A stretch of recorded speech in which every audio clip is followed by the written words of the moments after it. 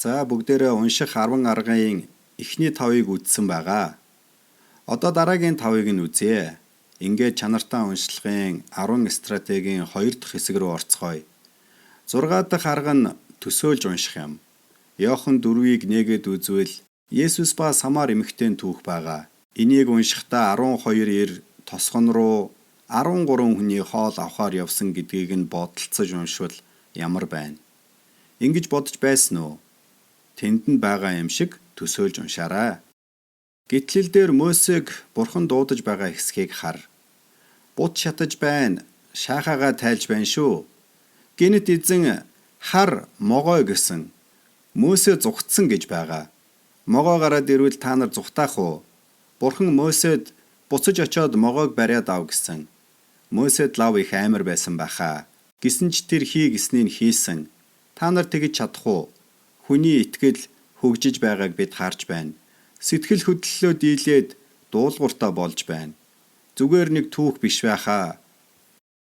Уншиж байгаа зүйлдээ оролцоод эхлэх үед тэр түүх онцгой болдгоо. Тиймээс төсөөлж уншаарай.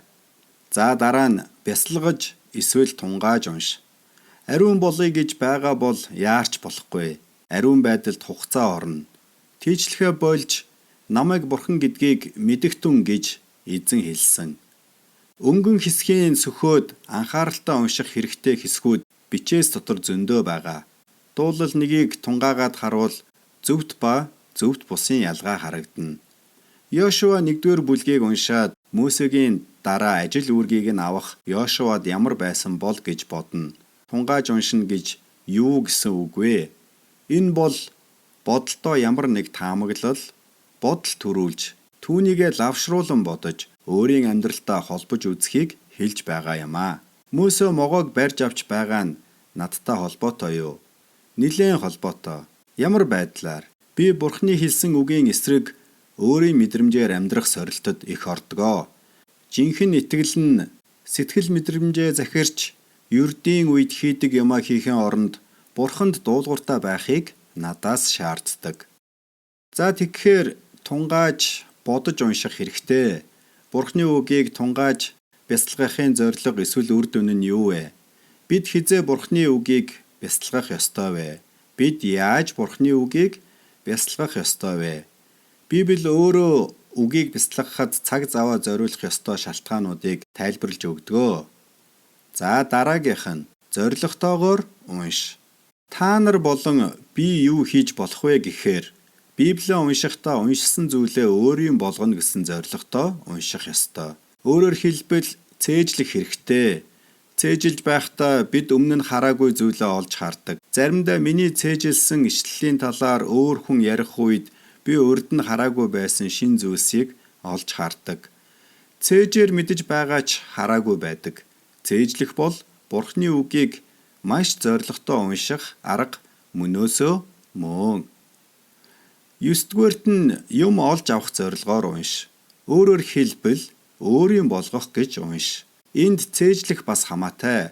Би үүнийг мэдмээр байна, сурмаар байна. Энэ ишлэлийг цаашлаад бүтэн номыг би бүр мөсөн өөрийн болгож авмаар байна. Учрыг нь олмоор байна. Ойлгомоор байна. Дараа нь энэ хэсэг дээр ирэх үед би аль хэдийн өөрийн болгосон гэхдээ байгаа зүйл дээрээ нэмээд баяжуулаад цааш явна гэсэн үгэ. Телескопоор харж байгаа мэт унш. Бурхны хаанчлал бол бүхнийг багтаадаг хаанчлал учраас ингэж унших нь чухлаа. Би Библийг хаанаас эхэлж судлах вэ гэж чи хэлж болох юм. Хүссэн газраасаа эхлээд судал. Гэхдээ Библи хэдэн зохиолчтой билээ. Та нарын зарим чинь 40 орчим гих бах. Тэмээ зөв. Гэхдээ өөр нэг зөв хариулт бас байна. Ганц л зохиолч байгаа. Тэр нь Бурхан. Энэ номыг зохиосон нэгэн бол Бурхан юм. Тиймээс эхлэлээс ахуулаад илчлэл хүртэл харуул юуг анзаарах вэ? Бурхан өөрсдийн дүрээр хүнийг бүтээе. Бүхнийг захируулъя. Газар дэлхийгээр сууршуулъя гэж байгаа. Илчлэлт 25 гэрэл байхгүй болно. Тэр гэрлийг бүтээсэн. Гэрэл хэрэггүй болно.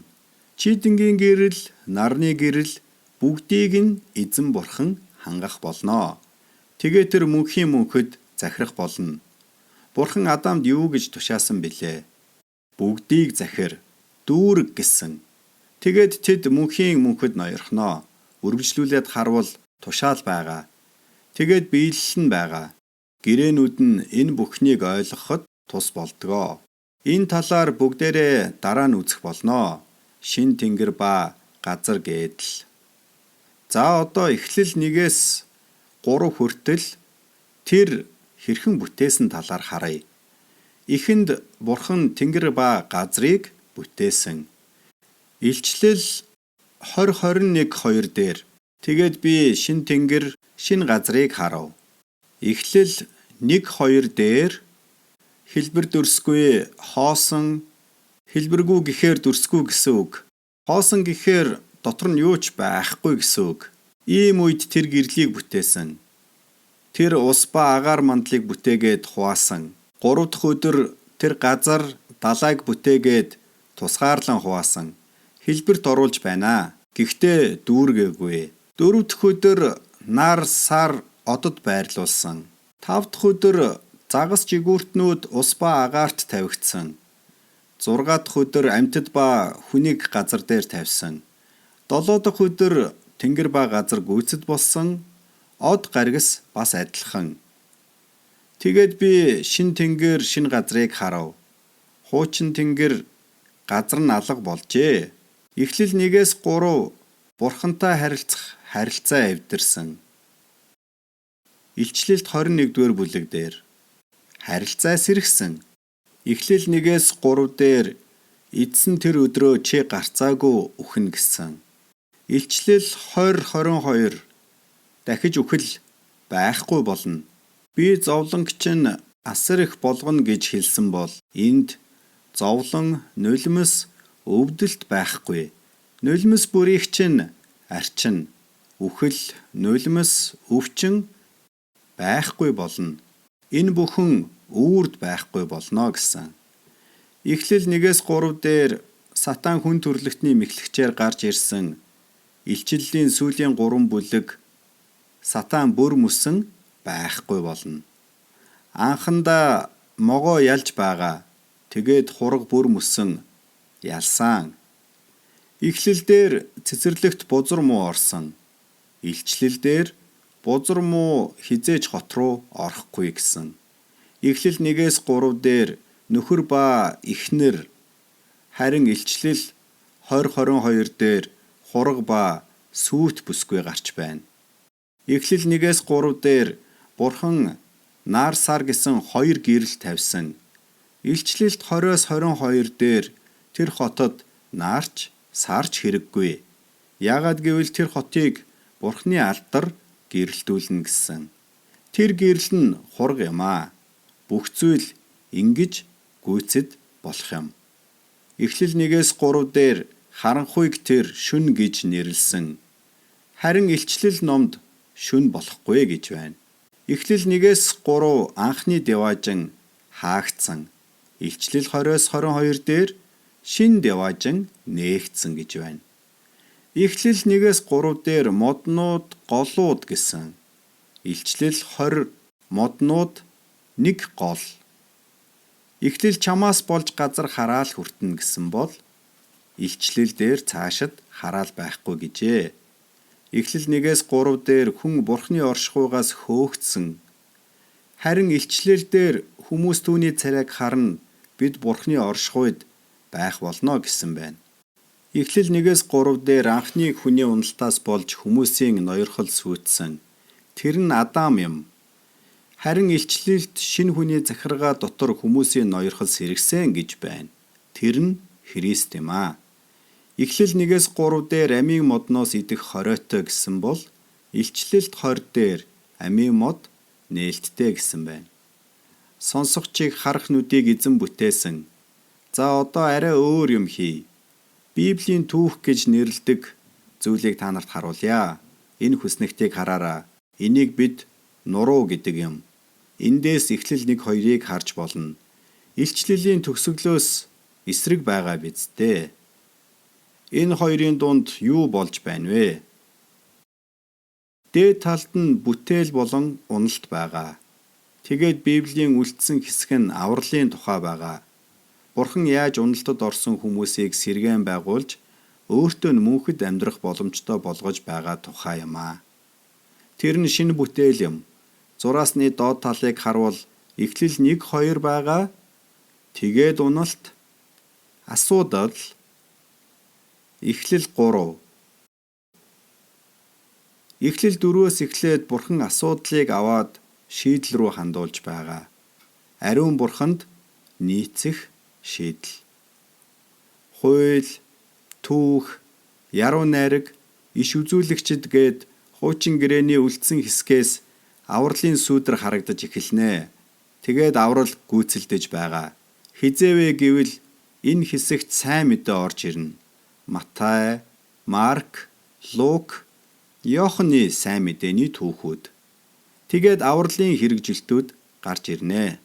Тэр нь үүс болон захидлууд.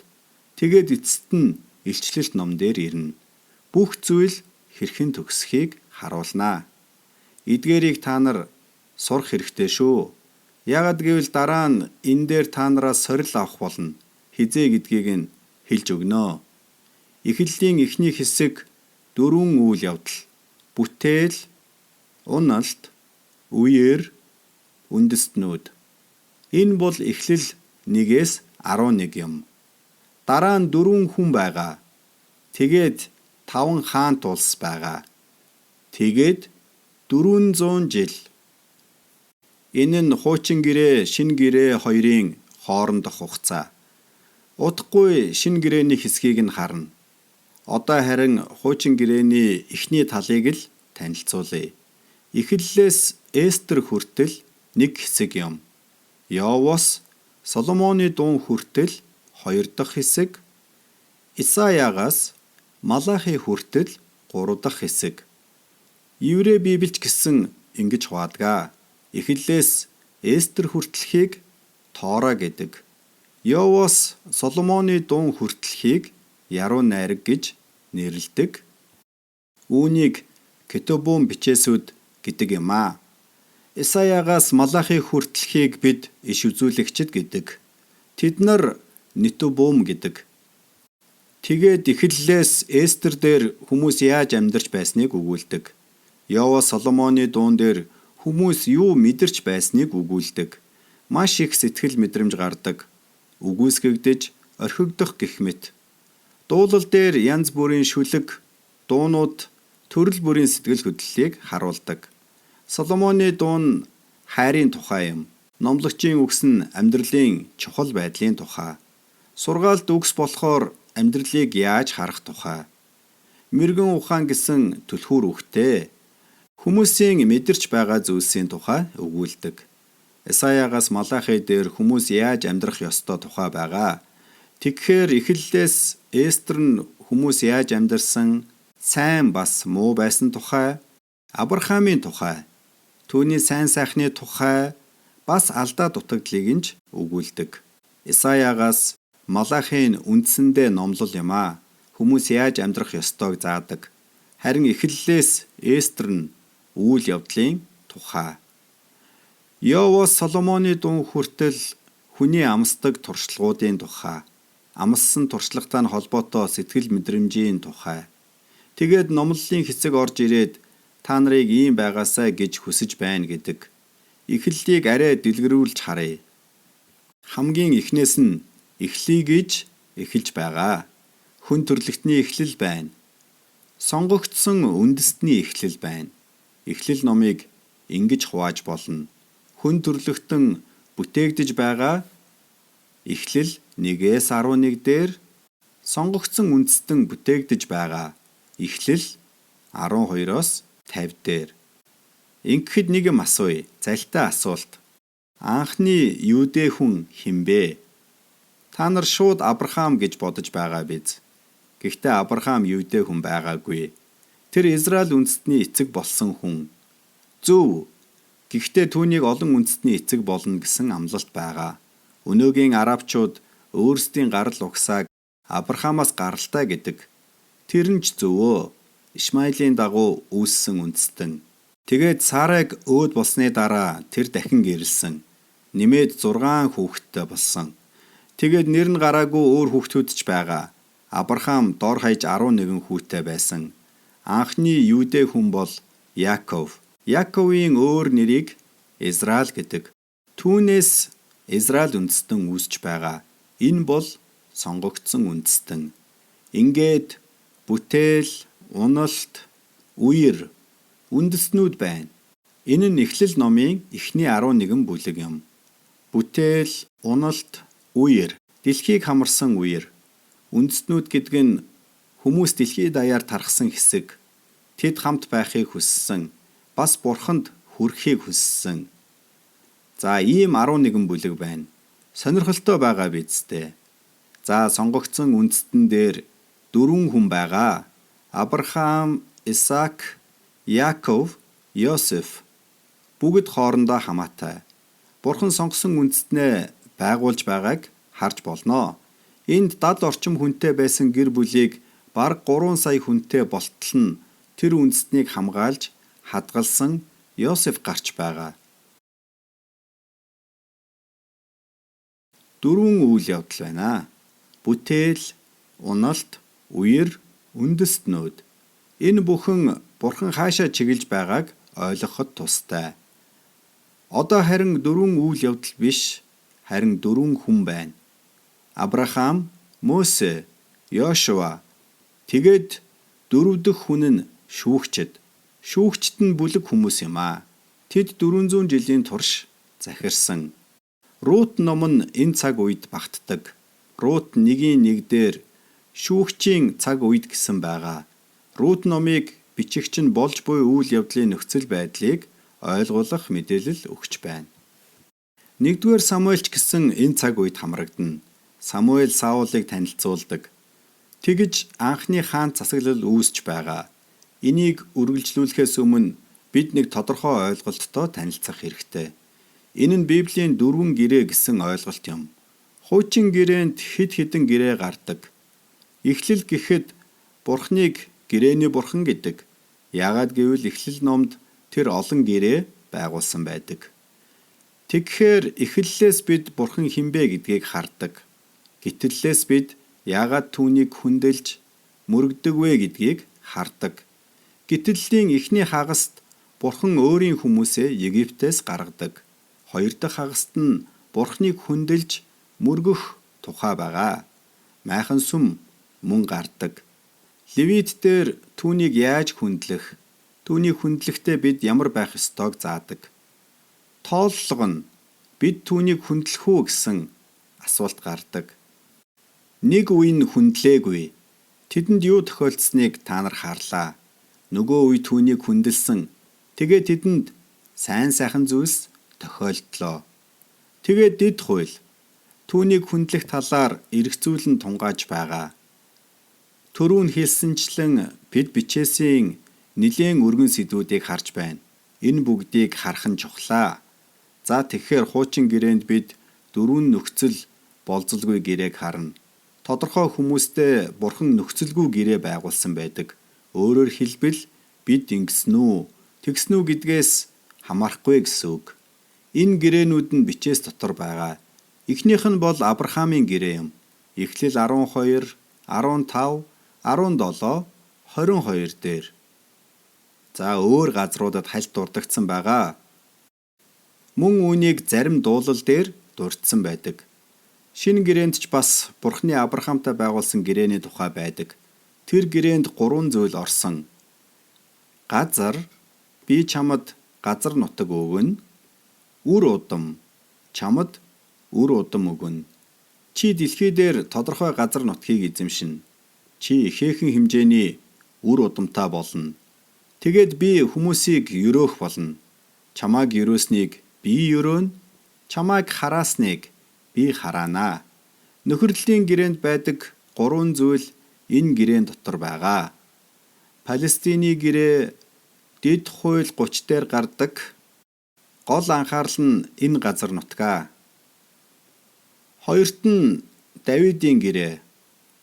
2 дугаар Самуэль 7.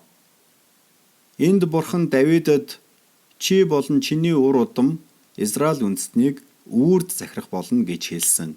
Тэгээд хідэн амлалт өгсөн. Тэр нь үр садтай нь голчлон хамаатай.